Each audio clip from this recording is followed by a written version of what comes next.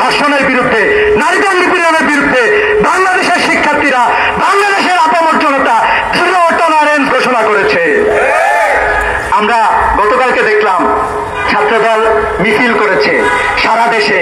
সেই মিছিলে আমরা দেখলাম জোর করে বিভিন্ন স্থানে নারীদেরকে সেই মিছিলে সম্পৃক্ত করা হয়েছে। কোন রাজনীতিতে আপনারা যাচ্ছেন? আমরা দেখলাম ওই যে শাহবাগে যে স্লোগান দেওয়া হয়েছিল, ভারতের যে ন্যারেটিভ ছিল বাংলাদেশের মধ্যে বিভক্তি তারা করবে, এরপরে আমাদেরকে তারা শোষণ করবে, বিগত 16 বছর তারা আমাদেরকে শোষণ করেছিল। সেই শোষণ স্লোগান ছিল ফাঁসি ফাঁসি ফাঁসি চাই। আমরা দেখলাম গতকালকে স্লোগান দিয়েছে একটা একটা শিবির ধরে ধরে জবাই কর। এটা কি কোনো সভ্য সমাজের স্লোগান হতে পারে? আগামীতে বাংলাদেশের কে হত্যা শিকার হয় আমরা ধরে নেব এই হত্যার সাথে ছাত্রদল জড়িত। প্রকাশ্যে তারা স্লোগান দেয় জবাই করতে হবে, এই স্লোগান ছাত্রলীগ দিয়েছিল।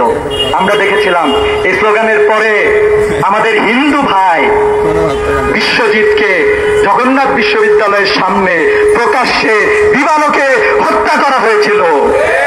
এই স্লোগান দেওয়ার পরে ক্যাম্পাসে ছাত্রলীগ পাগলা কুত্তার মতো হয়েছিল, জন্তু জানোয়ারে পরিণত হয়েছিল।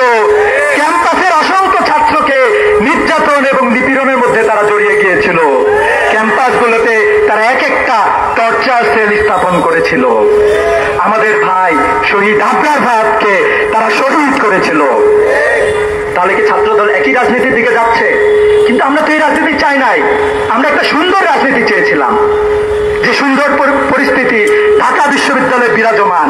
ভিন্ন মতের আদর্শের কেউ একজন যখন অসুস্থ হয়ে যায়, আপনারা দেখবেন ঢাকা বিশ্ববিদ্যালয়ের সভাপতি SM ফরহাদ তাকে দেখতে হাসপাতালে ছুটে যায়।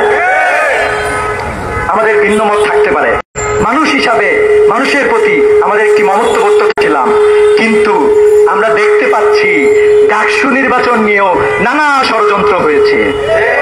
আজকে আপনারা দেখবেন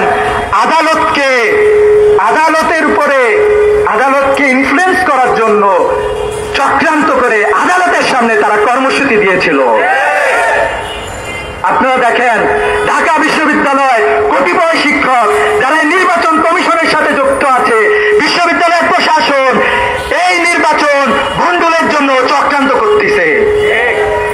প্রভোস্টদের মধ্যে কেউ কেউ এই নির্বাচন চায় না বলে আমরা শুনেছি।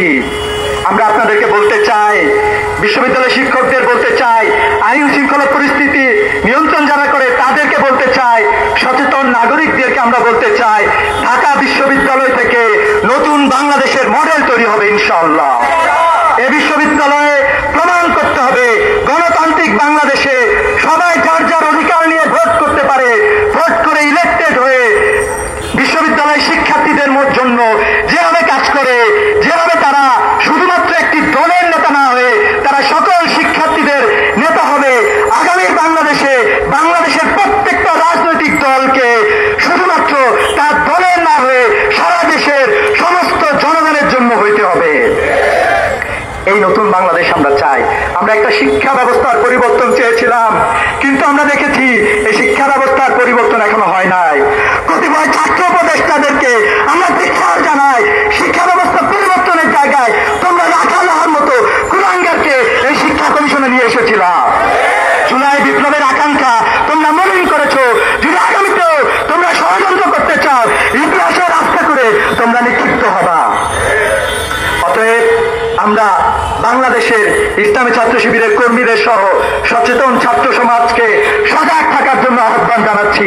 যদি আমারও কোনো ষড়যন্ত্র আছে, সে ষড়যন্ত্র বাংলাদেশ হোক, অন্য কোনো পাড়া হোক অথবা অন্য কোনো দেশ হোক, সেই ষড়যন্ত্র মোকাবেলা করার জন্য ছাত্র সমাজ প্রস্তুত ছিল, আছে এবং থাকবে ইনশাআল্লাহ।